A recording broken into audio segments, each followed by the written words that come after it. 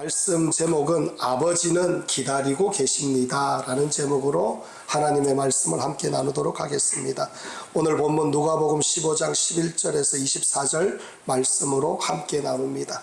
여러분 저를 한번 보시기 바랍니다. 지난 2022년 6월 25일에 KBS 뉴스를 통해서 6.25 전쟁 때 전사한 국군의 편지를 공개한 적이 있습니다. 그 가운데 한 청년 병사가 부모님께 쓴 편지가 많은 사람들의 마음을 울렸습니다. 편지는 이렇게 시작합니다. 부모님 전상서, 부모님 곁을 떠난 지도 벌써 2년입니다. 곧 전쟁이 끝나고 부모님 곁으로 돌아갈 날이 있을 것입니다. 이러면서 편지를 적고 있었는데 이 청년은 전쟁이 끝나면 곧 이제 부모님 댁으로 돌아갈 것을 기대하면서 살았습니다. 그러면서 전쟁의 포화 속에서 외로움도 견디고 죽음의 위협도 견디면서 그렇게 살았는데 결국에는 전쟁이 끝나기 전에 전사하고 말았습니다. 이 청년이 얼마나 부모님을 만나보고 싶어 했겠습니까? 부모님과 따뜻한 밥 한 끼를 먹고 싶어 했을 것이고 가족들과 함께 두른두른, 여러분 우리 얼마나 자주 합니까? 가족들과 함께 두른두른 모여가지고 이런 얘기 저런 얘기 하는 게 얼마나 복된 일이고 얼마나 좋은 일입니까? 그런데 전쟁터에 있을 때 이 청년들은 그 일이 꿈만 같이 여겨졌습니다. 그래서 가족들과 함께 다시 모여서 그런 얘기를 나누면 좋겠다라는 그런 마음으로 편지를 보내고 있습니다. 그런데 안타깝게도 그는 다시는 돌아오지 못했습니다. 그 편지가 수십 년이 지난 뒤에야 이제 가족들에게 전달되어졌는데 아마 부모님은 아들을 보내면서부터 돌아오기를 아마 기다리셨을 것 같습니다. 대문 밖을 항상 쳐다보고 계셨고 혹시나 하는 마음으로 문을 항상 열어두고 계신 그런 부모님의 마음이 우리가 짐작할 수 있는 그런 모습이라고 우리는 여겨집니다. 여러분 왜 사람들은 집을 그리워하고 왜 부모님을 그리워하고 왜 그렇게 고향으로 내가 살던 그곳으로 돌아가고 싶어하는 그런 마음을 가지겠습니까? 왜냐하면 집은 우리네 부모님은 우리 아버지 우리 어머니는 우리의 있는 모습을 그대로 다 받아주시기 때문입니다. 못나도 되고 좀 잘못해도 되고 꾸중들을 일이 있지만은 부모님 앞에 가서 아버지 어머니라고 하면 그저 부모님이기 때문에 끌어안아 주시고 이해해 주시고 머리 쓰다듬어 주시고 용서해 주시는 그런 부모님, 우리들의 부모님이 바로 그런 모습 아니겠습니까? 오늘 우리가 읽는 이 누가복음 15장에도 집을 떠난 한 아들이 나옵니다. 탕자라고 하는데 이 아들은 자신이 선택해서 집을 떠나버렸습니다. 그리고 나서 멀리 가서 엄청난 성공을 기대하며 떠났지만은 이 둘째 아들은 모든 것을 다 잃어버렸습니다. 인생의 밑바닥까지 떨어지는 그런 경험을 하였습니다. 결국 그의 마음속에 떠오르는 것이 뭐냐? 아버지의 집이었습니다. 아버지 집으로 돌아가면 내가 회복될 텐데 다시 일어날 수 있을 텐데 그러면서 아버지의 집을 떠올렸습니다. 그리고 그가 돌아왔을 때 아버지는 그를 외면하지 않으셨어요.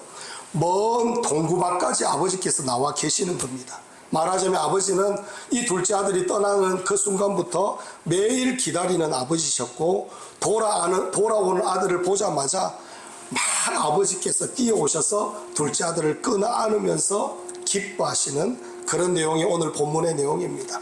실패한 아들을 안아주셨고 입을 맞추시는 그런 아버지셨습니다.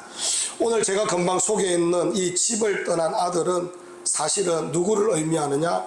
여러분과 저를 의미합니다. 그리고 끝까지 아들을 기다리고 계셨던 그분은 바로 누구를 의미하느냐? 하나님 아버지를 의미합니다. 사랑하는 여러분, 저는 오늘 여러분에게 하나님 아버지를 좀 소개하고 싶어서 준비를 하였습니다. 그래서 오늘 본문을 통해 하나님 아버지께서 어떤 분이신지 여러분과 제가 함께 나누고 그런 아버지라면 내가 믿어보겠다라고 고백하게 되는 그런 여러분의 모습이 있기를 간절히 원합니다. 그래서 첫 번째로 우리 하나님 아버지는 어떤 분이냐? 용서해 주시는 분이다 라고 말씀합니다. 여러분 20절 말씀을 우리 함께 한번 읽어보겠습니다. 사랑하는 성도 여러분, 20절 말씀 읽겠습니다. 시작. 이에 일어나서 아버지께로 돌아가니라. 아직도 거리가 먼데 아버지가 그를 보고 측은히 여겨 달려가 목을 안고 입을 맞추니. 아멘. 사랑하는 여러분, 20절을 읽어보니 둘째 아들이 아버지께로 지금 돌아가고 있습니다. 아직도 아버지의 집에 도착하려면 멀었는데 아버지가 멀리까지 동구밖까지 나와 기다리고 계셨다는 것입니다. 아버지는 둘째 아들이 떠난 날부터 매일 밖에 나오셔서 기다리고 계셨어요. 아들이 떠나는 그 순간부터 아버지는 이 둘째 아들을 매일매일 기다리고 계셨다라고 말할 수 있습니다. 그리고 이 둘째 아들을 보자마자 아버지가 먼저 달려와서 목을 안고 입을 맞추고 끌어안고, 그런 아버지의 모습이 여러분 연상되지 않습니까? 여러분, 그런데 이 시대에 지체 높으신 어르신들은 절대로 뛰지 않습니다. 옛날 우리 시골의 어르신들 여러분 잘 뛰지 않지 않습니까?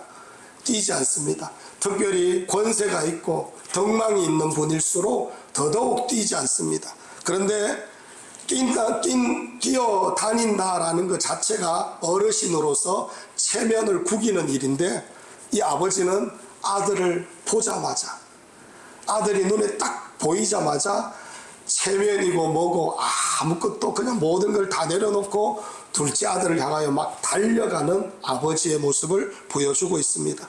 남들 조금도 의식하지 않고 그저 내 사랑하는 둘째 아들이 돌아왔구나, 그게 너무나 기뻐서 둘째 아들을 향하여 막 달려오고 계시는 아버지의 모습입니다.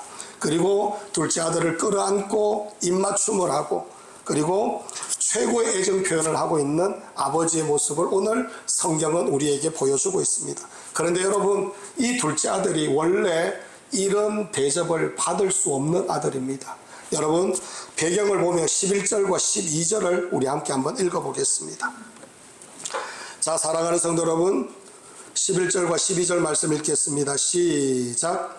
또 이르시되 어떤 사람에게 두 아들이 있는데 그 둘째가 아버지에게 말하되 아버지여 재산 중에서 내게 돌아올 분깃을 내게 주소서 하는지라. 아버지가 그 살림을 각각 나눠 주었더니. 아멘. 여러분, 12절을 보면 둘째 아들이 아버지에게 아버지, 내가 나중에 받을 분깃을 저에게 지금 주십시오 라고 하며 떼를 쓰고 아버지로부터 그 재산을 상속받으려고 애를 쓰고 있는 모습입니다. 여러분, 유대인들은 아버지께서 돌아가셨을 때에만 아버지로부터 상속을 받게 되어 있습니다. 근데 지금 아버지께서 건강하게 계십니다. 살아 계십니다. 그때 재산을 달라라고 하는 그런 의미는 저는 이제 아버지 안 봐도 좋습니다. 재산만 주면 나 이제 고향으로 돌아오지 않겠습니다. 재산만 주면 아버지와 연을 끊겠습니다. 다시는 고향으로 내가 돌아오지 않고 아버지 생각조차 하지 않겠습니다. 바로 그런 뜻으로 재산을 받았다는 겁니다. 이 둘째 아들은 이렇게 아버지의 마음에 대못을 받고 떠난 그런 아들입니다. 아버지 마음에 상처를 주었던 그런 아들입니다. 그런데 이 둘째 아들이 떠난 바로 그날부터 이 아버지는 멀리 동구밖까지 나와서 오늘에나 오려나 내일에나 오려나 이러면서 둘째 아들을 기다리고 계셨다라는 것을 말씀하고 있습니다. 사랑하는 성도 여러분, 둘째 아들은 아버지를 버렸어요. 그러나 아버지는 이 둘째 아들을 버리지 아니하셨습니다. 둘째 아들은 아버지를 이제 보지 않으려고 아버지와 인연을 끊으려고 애를 썼지만은 아버지는 오히려 그때부터 더 사랑하시며 이 둘째 아들을 기다리셨다는 겁니다. 아버지가 어떻게 그렇게 하실 수가 있느냐? 둘째 아들이 아버지를 다시 보지 않겠다고 하며 떠나갈 때부터 이 둘째 아들은 아버지는 벌써부터 용서하고 계셨다는 것을 우리는 너무나 잘 알게 되는 것입니다. 사랑하는 여러분, 우리는 가끔씩 이런 생각합니다. 내가 좀 더 착해지면 하나님께 가야지. 내가 지금 술을 마시고 담배를 피는데 술 끊고 담배 끊고 하나님께 가야지. 내가 죄가 이렇게 많은데 난 하나님 앞에 절대로 못 간다. 이런 생각을 하시는 분들이 혹여나 있을지도 모르겠습니다. 그런데 오늘 아버지를 한번 보십시오. 둘째 아들이 아버지를 다시 보지 않겠다라고 떠나는 그 순간부터 아버지는 벌써 용서하고 계신다는 겁니다. 용서하고 계신다는 겁니다. 사랑하는 여러분, 혹시 하나님께 돌아오기에 내가 너무 멀리 왔다라고 생각하십니까? 너무나 오랜 세월 너무나 많은 실패와 상처 때문에 하나님께 나는 나아갈 수 없다라고 이렇게 생각하실 수도 있을지 모르겠습니다. 그런데 오늘 말씀은 우리에게 분명히 말합니다. 우리 하나님 아버지는 어떤 분이냐? 용서해 주시는 분이다 라고 말씀합니다. 아들이 집으로 한 걸음 옮길 때 이 아버지는 맨발로 10걸음을 달려서 오시는 분이 우리네 아버지입니다. 오늘도 하나님께서 여러분들을 기다리고 계십니다. 우리 중에 아버지께로 돌아오셔서 하나님의 은혜를 받아 아버지의 사랑을 받아 누리는, 구원을 얻는 천국 백성이 되는, 영원토록 하나님의 영광을 누리는 그런 사람들이 일어나기를 간절히 축원합니다. 두 번째로 하나님 아버지는 은혜를 베풀어 주시는 분입니다. 여러분 22절과 23절 말씀을 우리 함께 한번 읽어보도록 하겠습니다. 사랑하는 여러분, 22절과 23절 말씀 읽겠습니다. 시작. 아버지는 종들에게 이르되 제일 좋은 옷을 내어다가 입히고 손에 가락지를 끼우고 발에 신을 신기라. 그리고 살찐 송아지를 끌어다가 잡으라. 우리가 먹고 즐기자. 아멘. 사랑하는 여러분, 둘째 아들은 아버지의 마음에 대못을 받고 떠났습니다. 다시는 아버지를 만나지 않겠다라는 그런 마음으로 떠났습니다.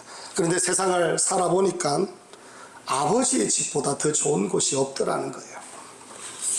이 둘째 아들은 탕진하고 실패하고 모든 걸 다 잃어버리는데 그제서야 이 둘째 아들은 아버지의 집이 생각이 납니다. 그런데 아버지께 떠나올 때에 아버지를 다시 안 보겠다라고 하며 떠나왔는데 다시 돌아갈 면목이 없는 겁니다. 내가 어떻게 돌아가? 아버지 마음에 대못을 박았는데 내가 어떻게 아버지 앞에 돌아가? 그래서 이 둘째 아들이 생각해낸 것이 뭐냐면은 내가 아버지의 종으로 들어가면 되겠다, 이런 생각을 합니다. 여러분, 그 내용이 19절에 나와 있는데 우리 19절을 함께 한번 읽어보도록 하겠습니다. 자, 사랑하는 여러분, 19절 말씀 읽겠습니다. 시작. 지금부터는 아버지의 아들이라 일컬음을 감당하지 못하겠나이다. 나를 품꾼의 하나로 보소서 하리라 하고. 아멘.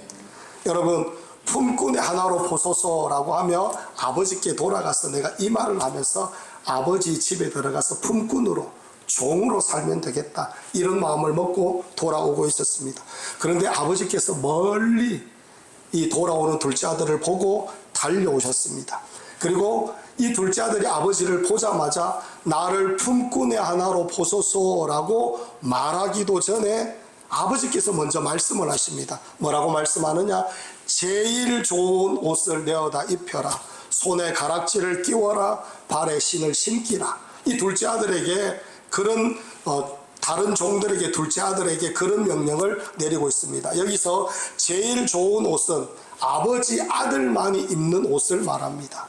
옛날에 대단한 그런 사람들, 그리고 높은 관직에 있는 사람들은 이 옷차림부터 다르지 않지 않습니까? 그래서 이 둘째 아들에게 아버지께서 보자마자 이제 행색이 남루한 그 모습을 보면서 대번에 옷부터 갈아입혀라 라고 말합니다. 그리고 반지를 이렇게 끼워 주어라, 손에 가락지를 끼워라 라고 했는데, 예전에 고대에는 이 반지가 뭘 의미하느냐 하면은 도장을 의미합니다. 여러분, 도장 국 찍으면 그 도장이 효력을 발휘하면 집 재산이 늘어나고 재산이 줄어들고 그런 일이 있지 않습니까? 둘째 아들에게 가락지를 끼워준다는 말은 너는 내 아들이다, 내가 가지고 있는 권세, 권능 여전히 너의 것이다 라고 하며 둘째 아들에게 아들로서 자격을 회복시켜 주고 있는 겁니다. 그리고 여러분, 마지막에 신을 신긴다는 것은 주인들만 신는 신을 신겨주고 있는 겁니다. 말하자면 아버지는 이 둘째 아들을 아들로 받아들이고 있는 것임을 우리에게 말씀합니다. 아들은 품꾼의 하나로 보소서, 이런 말을 준비하고 있었는데 이 말을 떼기도 전에 아버지께서는 벌써부터 너는 내 아들이다 라고 하면서 이 둘째 아들을 안고 계시는 그런 모습입니다. 사랑하는 성도 여러분, 이게 바로 은혜라고 말할 수가 있습니다. 은혜는 어떤 것을 의미하느냐면은 은혜는 받을 자격이 없는 사람이 받는 것을 은혜라고 말합니다. 사랑하는 성도 여러분, 우리는 종종 하나님 앞에 자격을 가지고 나가려고 합니다. 내가 착하게 살아야 교회에 가지. 내가 그래도 교회에 가서 뭐 보탬이 좀 되어야지. 그래도 내가 이런 면목이 있어야 교회를 가지. 내가 좀 더 나아지면 신앙생활 해야지. 그런데 오늘 우리 하나님께서 뭐라고 말씀하느냐면은 자격 같은 거 하나도 보시지 않는답니다. 자격을 보는 게 아니라 그저 우리 하나님은 우리에게 뭘 주고 싶어 하시느냐? 은혜를 베풀어 주시고 사랑을 나누어 주시고 너는 내 것이다. 내가 너를 사랑한단다. 내가 너를 귀하게 여긴단다. 너는 나의 자녀다. 그 말을 하고 싶어 하시는 분이 우리 하나님 아버지라고 오늘 본문에서 말씀을 하고 있는 겁니다. 사랑하는 여러분, 여러분에게 하나님 앞에 나아갈 자격은 딱 하나면 됩니다. 그게 뭐냐? 하나님, 저를 받아주시옵소서. 못나도 받아주시고 부족해도 받아주시고 허물이 많아도 받아주시고 하나님 저를 받아주십시오 라고 하기만 하면 하나님께서 여러분들을 사랑으로 이끌어 주시고 여러분들을 용납하시고 여러분의 삶 가운데 여러분 가정 가운데 은혜 위에 은혜를 다하여 주시는 하나님이 되신다는 것입니다. 사랑하는 성도 여러분, 아들은 종이 되려고 돌아왔지만 아버지는 아들로 다시 세워주셨습니다. 은혜를 베풀어 주셨습니다. 우리 하나님은 용서하시는 분일 뿐만 아니라 은혜를 넉넉히 베풀어 주시는 분입니다. 이 하나님을 여러분과 제가 영접하고 믿고 구원함을 받아 누리는 그런 하나님의 백성들이 되기를 간절히 원합니다. 세 번째로 하나님 아버지는 회복시켜 주시는 분입니다. 오늘 말씀 가운데 24절 말씀을 우리 함께 한번 읽어보겠습니다.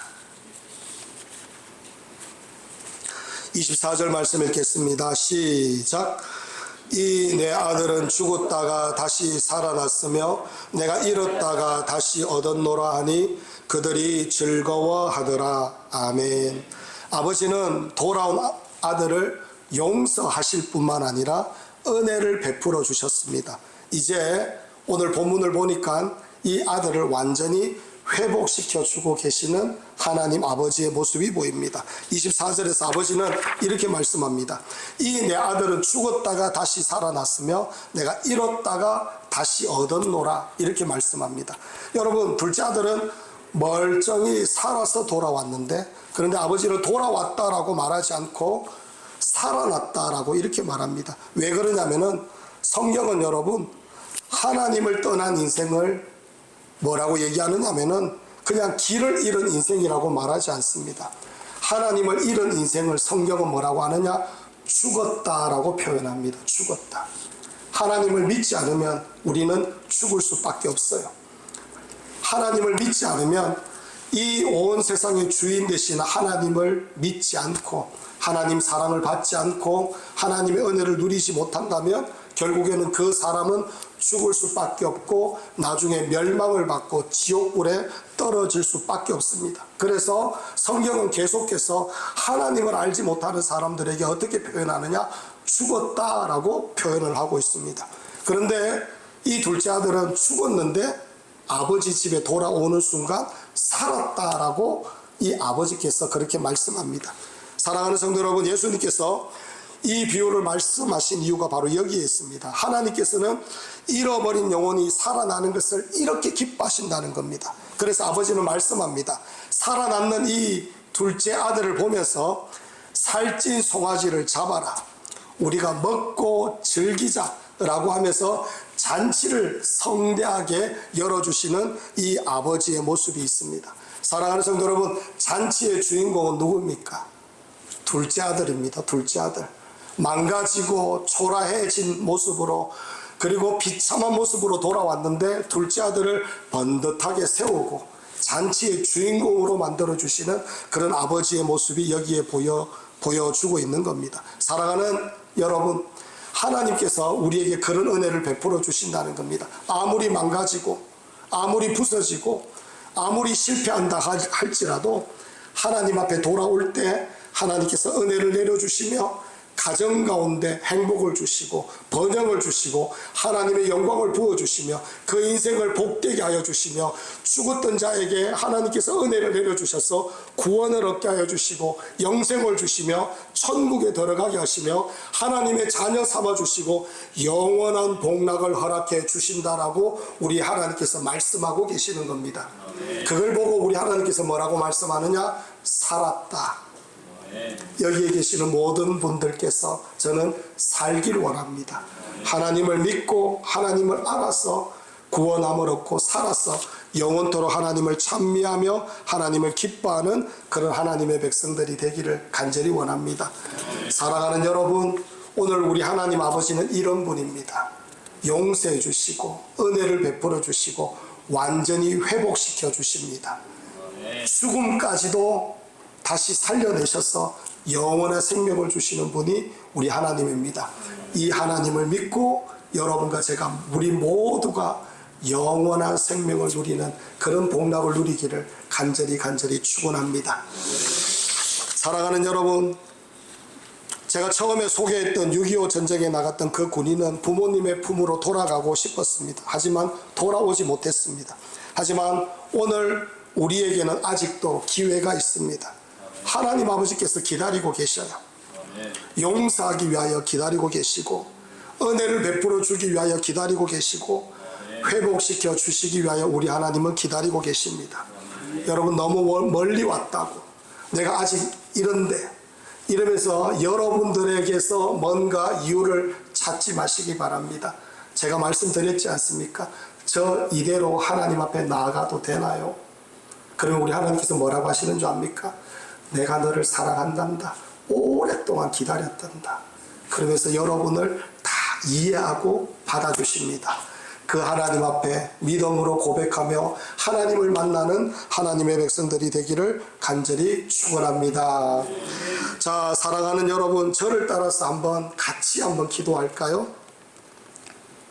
하나님 아버지, 저를 한번 따라하겠습니다. 다시 하겠습니다. 하나님 아버지, 저 이제 아버지께로 돌아가려고 합니다. 제가 부족하고 제가 연약하지만 하나님 아버지께서 용서하시고 은혜 베푸시고 회복시켜 주실 줄 믿습니다. 저를 받아주세요. 예수님의 이름으로 기도하옵나이다. 아멘. 사랑하는 여러분, 이제 시작했습니다. 이제 아버지와 함께 살아가야 됩니다. 아버지와 함께 살아가는 방법은 계속해서 하나님 앞에 올라오는 것이고 예배 드리는 것이고 또 말씀을 통하여 내 인생을 바꾸어 가는 겁니다. 여러분, 지속적으로 하나님 앞에 올라와 예배하는 그런 하나님의 백성들이 되기를 간절히 원합니다.